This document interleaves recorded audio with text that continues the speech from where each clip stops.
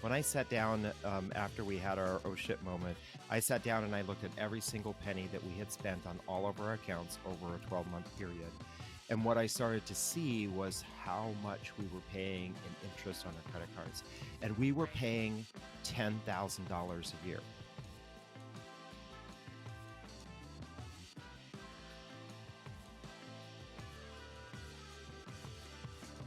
I literally had a coaching session the other day with a woman who came in and she was like, I just have to tell you, because I'm very vocal about my like dislike and disdain of Dave Ramsey.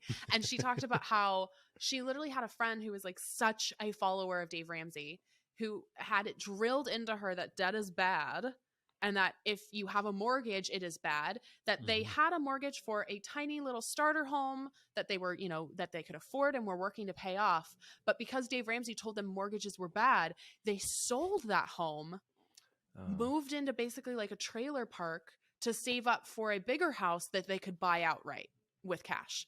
And I was like, this is such a bad, drives me crazy.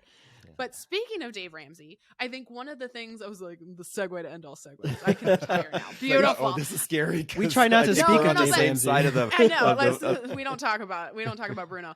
I think that one of the things that was interesting about you guys is you did what you call like the debt lasso method, and that's one of the things you teach. We hear from Dave Ramsey like the debt snowball method, the debt avalanche method. What is the debt lasso method, and how did you use that to pay off your debt? Yeah, so Dave Ramsey tries to position himself as the answer to everybody's credit card debt problem, but he advocates for the slowest, most inefficient way to pay off your debt. Yes, he does. You'd think if he was going to be such a guru, he would come up with a smarter strategy, but now we think that we did. Tell us what it is. I'm the other Dave. We had 51,000.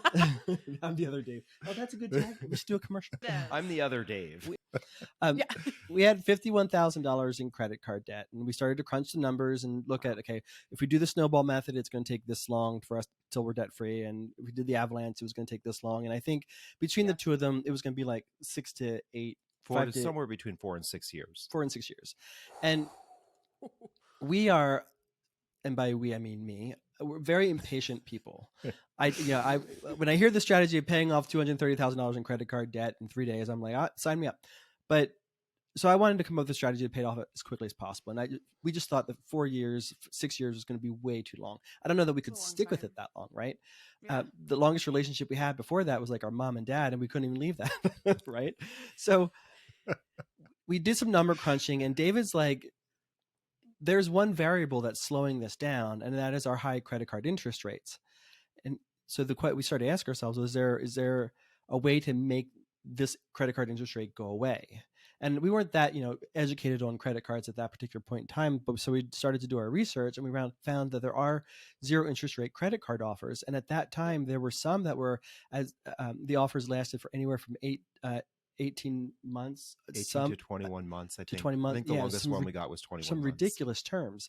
And we thought, well, geez, so even with the transfer fee, if we focus on paying off our debt, the transfer fee is going to be negligible, and we probably will only ever have to transfer our credit cards once, at most 2 times, till we get this credit card paid off. So that's what we ended up doing. And we decided to call that the debt lasso method, because what you're doing is you're ending in all your credit card debt to as few locations as possible with the lowest interest rate as possible. Now, everybody can't get a zero interest rate credit card loan to cover all of their debt, right? So we try to do it with as much debt as you can, or they don't qualify for a zero interest rate credit card. That's fine. There are other low interest offers out there that you can look into to help try to lasso your debt. And so that's kind of what we've come up with as the debt lasso method, which we've now parlayed into 5 steps. Yeah, I'll add the part of the reason why it was so glaring to us is because when I did our spending analysis, when I sat down after we had our oh shit moment, I sat down and I looked at every single penny that we had spent on all of our accounts over a 12-month period. And what I started to see was how much we were paying in interest on our credit cards. And we were paying $10,000 a year. And so I was like, well, we're not going to make any progress if we're paying $10,000 a year. I mean, we were making decent money. It's not like we were making a ton of money, but we were making decent money. But and I knew that it was $10,000 a year to paying your credit cards off. but then you're going an extra 10K into the hole every year. It's like, Mm-hmm. you're not going to go anywhere. Right. Exactly. Yeah. And that's the strategy, I think. Yeah. So the debt lasso method is more than just doing the refinance piece. That is a part of it, right? Because a lot of folks use that refinancing as a way to just kick the can down the road as to when they're going to pay their debt off. I was about to say, like, for listeners out there, this is a great solution if you have a plan that Right. you will stick to, right? Right. This should not be yet another Band-Aid where you're like, okay, cool, well, I'll just put it off for 18 months or 12 months. Like, it only works, it beautifully works if you actually get honest with yourself and create a plan that you stick to. Right. Yeah. And that's what the 5 steps of the debt lasso method really are. The first step is commit, and commit is broken down into 2 pieces. And that is 1, commit to not adding any more to the balance Yes. on your credit cards, because you can't pay them off if you're racking up debt on them. The Right. second part of commitment is to commit to making a specific payment amount to your debt every single month. A lot of folks will just send money here and there when they have it, when they know that, they pay their minimum plus $5, or they pay their minimum. Oh, I'm Right. doing well this month, I'm going to pay my minimum plus $25.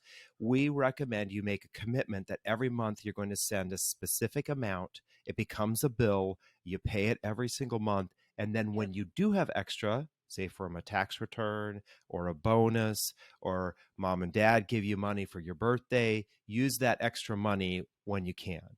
So that's the first step. The second step is to trim. And this is where we kind of do piggyback a little bit off of Dave Ramsey. And that's, if you need the motivation, find that credit card that has a balance where you can pay it off in 1 or 2 months. Knock that one out. Get that one out of the way so you feel like you're making some progress. Then the lasso starts in, where you try to get all your debt into as few locations at the lowest interest rate as possible. Then after that, we encourage folks to automate everything. Remember, we said make that commitment as to how much you're going to pay. Make sure that's automated, just like all your other bills. Automate those payments so you're not missing them. Because one missed payment on some of those zero balance transfer cards can cause you to go from 0% to 27 or 28%.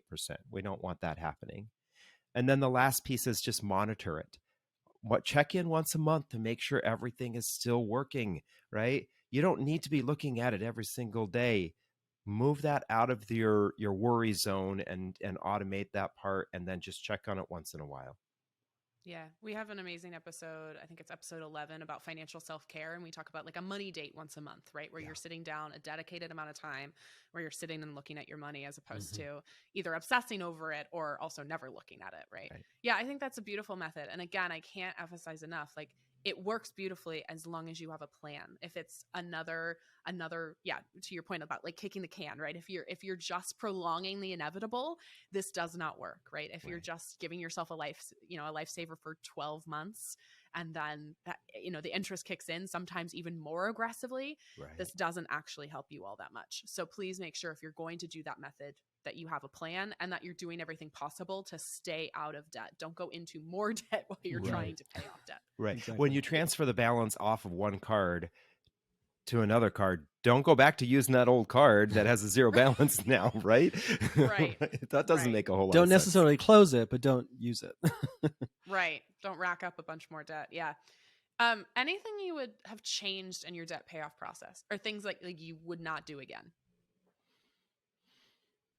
No one's ever asked us that before. Yeah, that is a brand new question. Atta girl, Kristen. Kristen preps questions. Thank you, Kristen.